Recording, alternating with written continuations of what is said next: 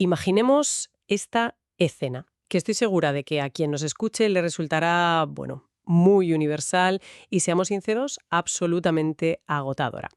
Son las 8 menos cuarto de la mañana. Falta un zapato. Típico. Siempre falta un zapato. Exacto. Hay una tostada a medio comer sobre la mesa, el reloj avanza sin piedad hacia la hora de entrar al colegio y la frustración en casa pues está a punto de estallar. Los gritos empiezan a asomar por el pasillo. Madre mía, qué estrés solo de pensarlo. Ya, ya. Y en medio de todo este caos matutino hay un niño que parece estar en su propio planeta, totalmente ajeno a la urgencia, mirando fijamente cómo cae una mota de polvo a contraluz. Ostras, la desconexión total del entorno. Eso es. Y la reacción casi instintiva de cualquier adulto, la que viene de fábrica, es pensar que hay un fallo, que hay una falta de atención intolerable, un exceso de rebeldía o que el sistema de alguna manera se ha roto. Claro, a ver, porque socialmente estamos programados para buscar diagnósticos limpios. Funciona un poco, digamos, como cuando llevas el coche al mecánico.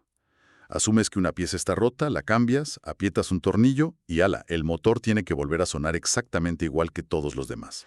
Como si fuéramos máquinas idénticas. Exacto.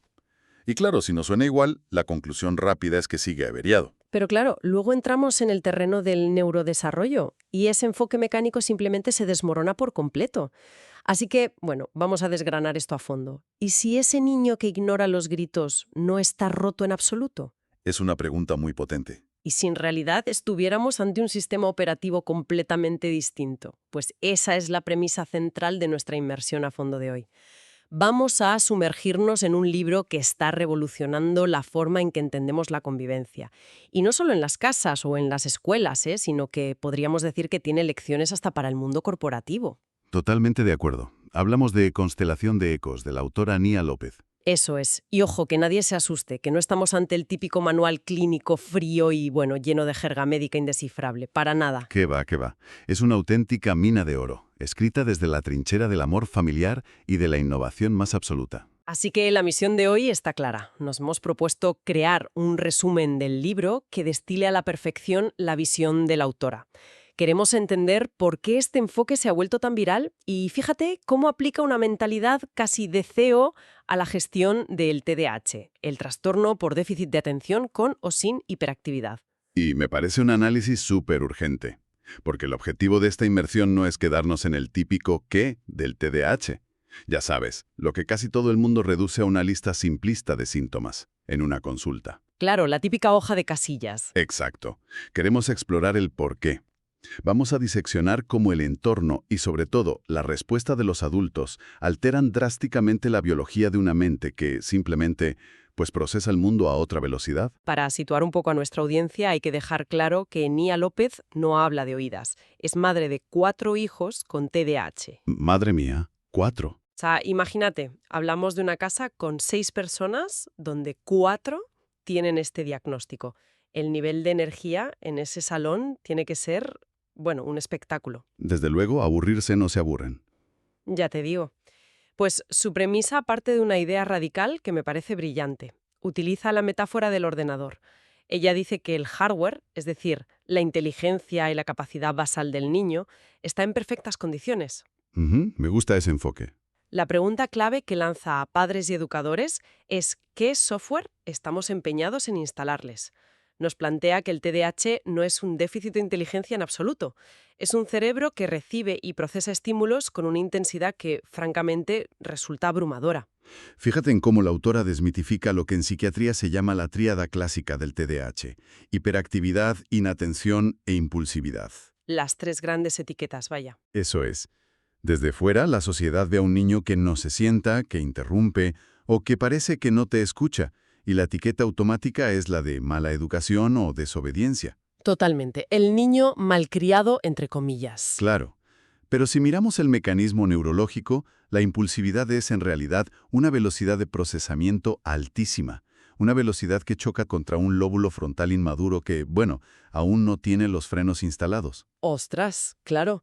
Va a 300 por hora sin frenos. Y luego está la inatención, que es un término casi engañoso.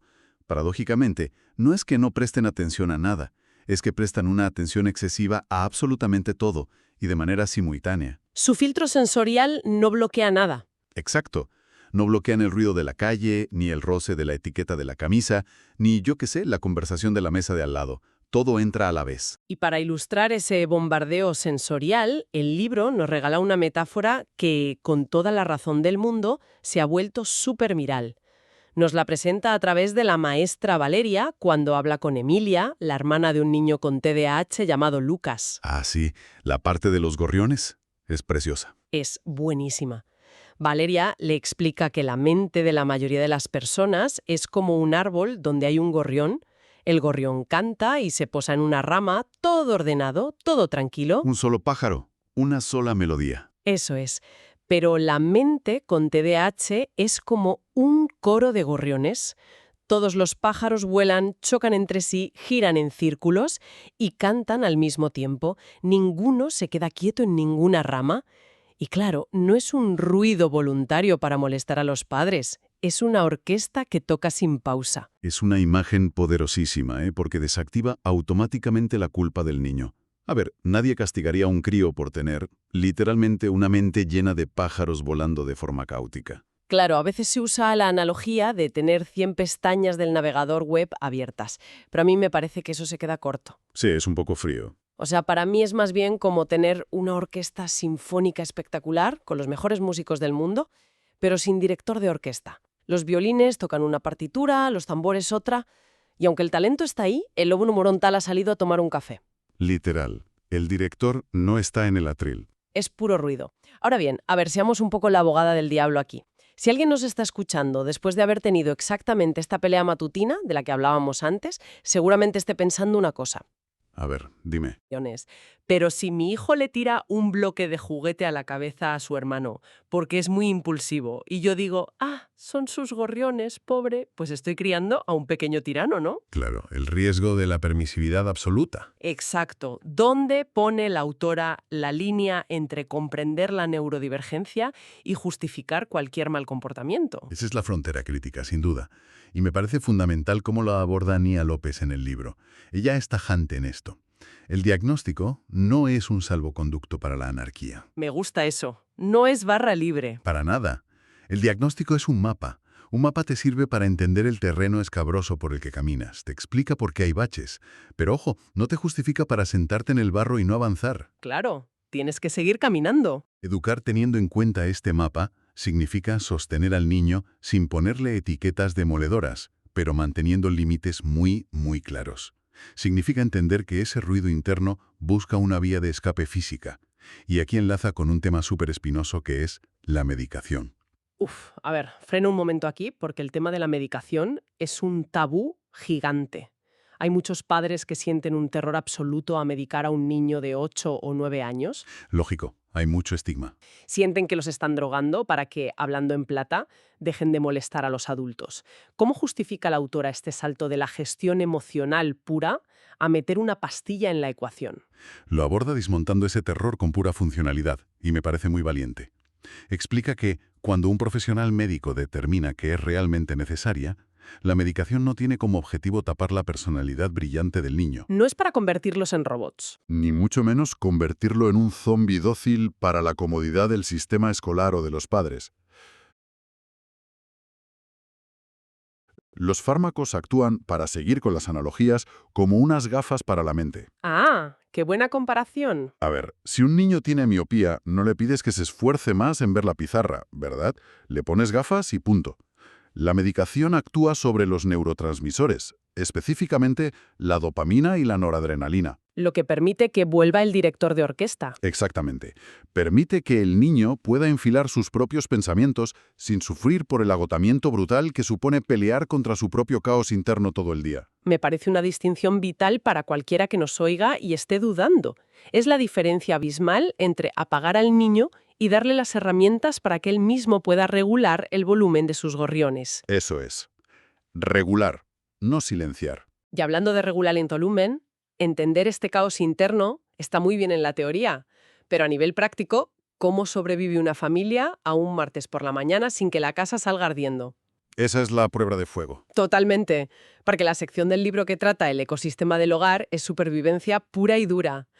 Nia comparte su táctica vital para gestionar una casa con 4 cerebros a 1000 por hora y empieza con una norma durísima pero necesaria. Prohibido quejarse y pasar a la acción consciente. Y tiene todo el sentido del mundo, porque quejarse de que un niño con TDAH no sigue una instrucción verbal abstracta de 3 pasos es como quejarse de que llueve. No sirve de nada. Es frustración inútil. Frustración inútil. El libro ofrece una salida puramente estructural. Un cerebro con TDAH tiene lo que se conoce médicamente como disfunción ejecutiva. Tienen enormes, inmensas dificultades para organizar el tiempo o secuenciar tareas mentalmente. Y si no está en su cabeza, ¿dónde está? Pues tiene que existir fuera. Necesitan que esa estructura sea completamente externa. Hablamos de instrucciones visuales gigantes en la pared, horarios con pictogramas en la puerta de la nevera. Y aquí viene una regla de oro de la casa de Nia que, te lo digo en serio, me parece digna del mejor manual de management empresarial o de un CEO de Silicon Valley. Es brillante. Sí, la forma de repartir las tareas, ¿verdad? Exacto. Ella asigna las tareas de la casa basándose estrictamente en la habilidad real y en cómo funciona el cerebro de cada hijo. No busca que todos hagan de todo de manera equitativa y perfecta. ¿Qué es lo que solemos hacer? Claro, el café para todos no funciona aquí. Para nada. Por ejemplo, cuenta que si un niño lava los platos fatal porque se distrae constantemente con el agua y las burbujas, pero resulta que barre de maravilla porque el movimiento repetitivo le relaja, pues ya está. Su tarea fija e inamovible es barrer. Lógica pura. El objetivo de la casa es asegurar el éxito y construir autoestima, no la perfección en todas las áreas. O sea, me suena exactamente a la gestión de una startup ágil, donde pivotas las responsabilidades constantemente para exprimir los talentos de tu equipo. Y para mantener la motivación por las nubes. Funciona exactamente bajo la misma lógica corporativa. Si a un perfil súper creativo le obligas a rellenar hojas de cálculo aburridas 8 horas, se hunde. ¿Se desmotiva por completo? Pues en el TDAH es igual. Forzar tareas para las que no tienen un anclaje atencional solo genera una frustración crónica. Pero ojo, hay otra táctica en este ecosistema familiar que es una verdadera revolución silenciosa. Nia lo llama respirar sin ruido. Uf, ese concepto me encantó. Es una advertencia súper severa para los adultos. Muy severa. Explica que cuando un adulto grita, el sistema nervioso del niño se desregula de manera instantánea. El grito activa la amígdala, que es el centro del miedo en el cerebro, y bloquea automáticamente el aprendizaje. O sea que por mucho que grites, no te están entendiendo. Nada de nada. El niño no asimila que ha hecho mal. Su cerebro entra directamente en modo de supervivencia básica. Ya sabes, luchar, huir o quedarse congelado. O sea que el grito desordena violentamente lo que de por sí ya estaba desordenado. En lugar de gritar, la autora propone técnicas que parecen trucos de magia. Habla de usar el reloj y el juego. La gamificación de la vida diaria, ¿sí? Eso es. Pone retos del estilo, a ver, si consigues recoger todos los legos de la habitación en menos de 7 minutos cronometrados, te ganas 10 minutos extra para tu videojuego favorito. Funciona de maravilla. Pero claro, al leer esto, a la mente pragmática le salta una alarma gigante. Darles un premio por hacer una tarea súper básica de convivencia no cruza una línea peligrosa. Entiendo por dónde vas. Claro, no corremos el riesgo de convertirlos en pequeños mercenarios y caer en el soborno constante. A ver, si lo miramos desde la neurotipicidad, desde un cerebro estándar, podría parecer un soborno de manual. Pero si conectamos esto con los mecanismos de un cerebro neurodivergente, la respuesta rotunda es que no. Ah, vale. Explícame esto porque es clave. Neurológicamente, no estamos hablando de un soborno. Estamos hablando de crear un anclaje de dopamina artificial. El cerebro con TDAH tiene una captación de dopamina bastante deficiente. O sea que no sienten la misma recompensa. Exacto. Los circuitos de recompensa a largo plazo no les funcionan igual. Prometerle a un niño con TDAH que si estudia hoy sacará buenas notas a final de trimestre no le genera absolutamente ningún estímulo químico. Cero patatero. Qué frustrante tiene que ser. Mucho. Tienen algo llamado ceguera del tiempo. Para ellos el futuro simplemente no existe. Solo existe el ahora o el no ahora. ¡Guau! Qué concepto tan potente. ¿El ahora o el no ahora? Por eso necesitan recompensas hiperinmediatas, muy medibles y tangibles, para activar la motivación ejecutiva. Sin ese chute inicial de dopamina que proporciona el juego o el reloj de arena, el motor de arranque de la tarea simplemente no gira. Brutal. Es literalmente hackear el sistema de recompensas a su favor. Y ojo, que la autora equilibra todas estas tácticas pragmáticas con dos reglas inquebrantables, que son la verdadera constitución de su casa. Las líneas rojas que no se pueden cruzar. Las dos leyes supremas, sí. No mentir y lo que no quieras para ti, no lo quieras para nadie. Todo lo demás es negociable y adaptable al cerebro de cada uno. Pero esas dos forjan el carácter. Es un marco de valores que sostiene todo el andamiaje. Es vital tener esos pilares claro. Pero claro, en este ecosistema familiar no todo gira en torno a los diagnósticos. Hay un concepto en el libro que me puso los pelos de punta, los ecos invisibles. Y aquí entra en escena Emilia, la hermana mayor neurotípica, la que no tiene hiperactividad. Y es vital detenerse en Emilia, ¿eh? Porque el TDAH nunca, pero nunca, es un diagnóstico aislado. Es un diagnóstico sistémico que altera para bien o para mal a toda la familia. Es que el impacto en los hermanos es brutal. Emilia personifica esa carga inmensa y muy a menudo ignorada de los hermanos que no tienen el diagnóstico visible. Por pura inercia de supervivencia familiar, estos niños asumen el rol de cuidadores silenciosos. Maduran antes de tiempo. Sí, aprenden desde muy pequeños a reprimir sus propias necesidades, a camuflarse, a no hacer ruido, pues para no echar más leña al fuego de un hogar que ya está al límite cada tarde. Hay un pasaje tremendo en el libro donde Emilia se refugia en los manuales de pedagogía de su madre para intentar entender el cerebro de su hermano Lucas. Siente un peso enorme de empatía, una madurez que francamente no le toca por edad. Es muy injusto para ella. Y a la vez, relata una culpa asfixiante cuando está en el patio del colegio y lo único que desea con todas sus fuerzas es alejarse de él, quitarse la etiqueta de la hermana de y simplemente ser una niña normal jugando con sus amigas sin tener que vigilar si Lucas tiene una crisis. Esa dualidad de quererlo, pero necesitar espacio. Total. Me hace pensar en una analogía mecánica, ya que hablábamos de coches al principio. El hermano tranquilo a menudo actúa como el amortiguador del coche familiar. Absorbe todos los baches, contiene las crisis y comprime su propia presión interna para que el viaje del resto de la familia parezca más suave. Qué gran analogía. Es exactamente así. Pero si sabes algo de mecánica, sabes que un amortiguador que soporta presión constante y no se revisa nunca, termina reventando en silencio. ¿Cómo evitan los padres que ese amortiguador acabe destruido emocionalmente? Pues el quid de la cuestión está en la validación activa de sus sentimientos. Nia López es muy clara en esto. El mantenimiento emocional de los hermanos es tan urgente, o más, que la terapia del hijo con TDAH. Hay que cuidar al cuidador. Eso es. Aconseja a los padres fomentar y blindar espacios de desconexión absoluta, y sobre todo, sin culpa para el hermano mayor. Hay que validar esas emociones oscuras públicamente. Decirle, oye, entiendo perfectamente que a veces tu hermano te saque de quicio y tienes todo el derecho a estar enfadada y a querer tu espacio. Normalizar que a veces no puedes más. Exacto. El amor profundo hacia un hermano con neurodivergencia no puede ni debe exigir el sacrificio de tu propia identidad. Y esa lección de empatía radical y de validación de la propia voz nos lleva directamente al punto de inflexión del libro. Porque claro, ¿qué pasa cuando esa empatía sale de las cuatro paredes de la casa y choca de bruces contra el sistema educativo tradicional? Ah, la escuela.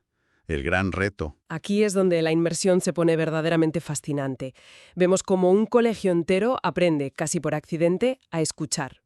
Y todo pivota sobre el personaje de la maestra, Valeria. Valeria es clave en toda esta historia. Hay una escena donde Lucas está dibujando compulsivamente en medio de una clase de matemáticas. La respuesta de manual, la del sistema que busca piezas idénticas de las que hablábamos antes, sería reprenderlo, o castigarlo, o sacarlo al pasillo por no prestar atención. Lo típico, vaya. Lo que hemos visto siempre. Pero Valeria se acerta, mira el cuaderno y ve que Lucas ha resuelto mecánicamente las sumas en un rinconcito de la página y que el resto es un dibujo alucinante. Y en lugar de penalizar el impulso de dibujar, comprende que es su herramienta para concentrarse. Y lo valida. Es que Valeria encarna un cambio de paradigma bestial. Comprende que la verdadera inclusión no consiste en obligar al niño a adaptarse a un mundo rígido a base de sufrimiento y de castigos. Consiste en diseñar el entorno asumiendo desde el minuto uno que los cerebros que lo habitan son diversos. Es cambiar el molde entero. Y a partir de esa revelación con el dibujo, maestra y alumno co-crean un espacio que acaba siendo una revolución pedagógica tremenda. Exacto. Y ahí llega la famosa cápsula de ecos o la cabina de pausas. Físicamente el libro la describe como algo tan básico que, a ver, da hasta risa. Es una caja grande de cartón reciclado forrada con una tela de color turquesa en una esquina del aula. Una caja de cartón, fíjate. Sí, sí. Pero a nivel conceptual es una nave espacial. Es un rincón donde cualquier niño, esté diagnosticado o no, puede entrar cuando siente que va a estallar. Un refugio en toda regla. Puede entrar, dejar un sonido, hacer un garabato rabioso en un papel, soltar un suspiro súper profundo y salir sin que nadie le exija ni media explicación. Funciona como un buzón de sugerencias emocionales donde no se pide un plan de acción, solo se acusa recibo del agobio. Es precioso, la verdad. Pero claro, poniéndome otra vez la gorra de abogada del diablo. Si yo soy un profesor de instituto con 30 adolescentes hiperactivos y un temario infinito que dar. Esto me suena a utopía buenista, hablando en plata. Ya, claro, el caos en el aula. ¿Cómo evita un profesor que este rincón de libertad no se convierta en la excusa perfecta para que los alumnos evadan la clase y se pasen el día metidos en la dichosa caja de cartón? Es la objeción natural de cualquier docente que esté ya agotado. Es lógico. Pero el éxito de la cápsula de Ecos no radica en la anarquía, sino en la estructura neurológica que la sostiene. Volvemos a la estructura. Siempre. No elimina las normas del aula, las complementa. Funciona porque el uso de la cápsula está pautado. Los turnos son súper breves, quizás de 3 minutos, medidos con un reloj de arena, y están anclados a una rutina visual y predecible. Vale, no te puedes quedar a vivir en la caja. Exacto. Y si analizamos por qué funciona esa tela turquesa y ese espacio cerrado, volvemos a la neurología. Un espacio reducido y monocromático elimina de golpe la sobrecarga visual y auditiva. Permite que la amígdala del niño, que estaba detectando amenazas y enviando señales de pánico, se calme por fin. El botón de reinicio. Al bajar el estrés, el lóbulo frontal vuelve a conectarse. Lo que está haciendo esa cabina de cartón es enseñar autorregulación pura y dura. Le da al niño el derecho legítimo a procesar su pico de intensidad en 3 minutos, para luego regresar a su pupitre verdaderamente enfocado. Evitando que una chispa queme todo el bosque. Evita que una pequeña frustración escale hasta convertirse en una rabieta monumental que, es así, paralizaría y reventaría la clase entera. Es literalmente instalar una válvula de escape de presión controlada en el aula. Es maravilloso. Y lo que parece ciencia ficción, pero que es el corazón de la historia de Nia, es cómo este concepto se vuelve viral dentro de la trama. Sí, se expande como la pólvora. Los niños empiezan a usarla, se lo cuentan a sus padres en casa y la idea de la cápsula cruza los muros del colegio. El libro narra cómo estaciones de tren, salas de espera de hospitales e incluso las panaderías del barrio empiezan a replicar esta idea de la caja turquesa. ¿Qué me dices hasta en las panaderías? Sí, crean pequeños refugios físicos donde la diferencia no se penaliza ni se esconde.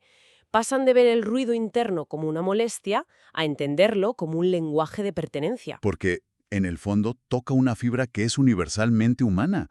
Todos tengamos un diagnóstico neurodivergente o no, llevamos nuestro propio caos a cuestas. Todos tenemos días malos, desde luego. Y todos necesitamos sentir que nuestra forma particular de estar y procesar el mundo puede ser recibida y aceptada, sin tener que enfrentarnos a un juicio constante de la sociedad.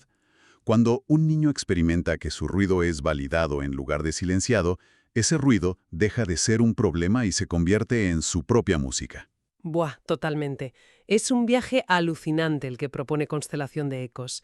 Si hacemos una síntesis de esta inmersión profunda de hoy, nos llevamos aprendizajes que, francamente, deberían enmarcarse en las paredes de cualquier casa. Sin lugar a dudas. Hemos desmitificado el TDAH. Hemos visto que no es falta de inteligencia ni mala educación. Es un sistema operativo que procesa a 1000 por hora. Esa mente, que es un coro de gorriones, necesita mapas, no necesita jaulas ni castigos constantes. Mapas y gafas, como decía más antes. Eso es. Hemos visto que la supervivencia diaria requiere un pragmatismo casi de CEO de startup, rutinas visuales, delegación basada en el talento natural y recompensas inmediatas que hackean la dopamina del cerebro. Es un enfoque súper innovador y práctico. Hemos aprendido la urgencia de revisar los amortiguadores emocionales de la familia, esos hermanos invisibles que también sufren, y sobre todo, hemos visto cómo la validación de un solo dibujo puede transformar un colegio entero. Y creo que el mensaje central que envuelve absolutamente todo es cristalino y además muy esperanzador. Acompañar transforma, escuchar sin juzgar libera, y educar asumiendo la diferencia construye entornos mucho más sanos. Es un cambio de paradigma. Mira, López nos deja muy claro que la innovación más disruptiva no requiere grandes presupuestos ni tecnología punta de Silicon Valley. Requiere un cambio de mirada, validar la emoción subyacente antes de intentar corregir a la fuerza la conducta superficial. Pues mira, para quien nos esté escuchando, sea padre, maestra o simplemente alguien curioso que pasaba por aquí, hay un pensamiento final, una provocación que no podemos dejar sobre la mesa sin comentar. A ver, dispárame. Hemos desgranado como una simple caja de cartón con una tela turquesa, una cápsula de ecos, puede regular el sistema nervioso de un niño y transformar la cultura de un colegio entero o de un hospital, convirtiendo esa diferencia en un activo valiosísimo. Cambia las reglas del juego del entorno por completo, sin duda. Entonces la pregunta es inevitable. ¿Qué pasaría si nos atreviéramos a aplicar este concepto tan radical en el mundo adulto hiperproductivo de hoy? Uf, palabras mayores. O sea, si nos lo llevamos a nuestras oficinas, a nuestras startups, a esas reuniones corporativas de alto nivel donde se exige a los equipos y a los CEOs rendir a un ritmo frenético, constante e idénticamente perfecto. Donde no hay margen para el error ni para la pausa. Exacto. ¿Qué pasaría si en las empresas, o fíjate, incluso en nuestras propias relaciones de pareja, existiera un espacio tácito, una cápsula de ecos mental, donde se nos permitiera sonar diferente por un momento? Un espacio seguro de verdad. Un lugar donde procesar nuestro agobio sin ser juzgados, sin ser penalizados en la dichosa evaluación de desempeño y sin ser corregidos inmediatamente por no encajar en el manual de procedimientos. Sería una revolución laboral, la verdad. Pues sí. Si hoy hemos aprendido que el hardware humano es inherentemente diverso, nos toca mirarnos al espejo y reflexionar muy seriamente sobre qué software estamos empeñados en instalar a la fuerza en nuestras propias vidas y en las de nuestros equipos. Al final del día, ¿preferimos seguir peleando hasta el agotamiento contra una máquina que no comprendemos o vamos a aprender por fin a escuchar el vuelo de los gorriones?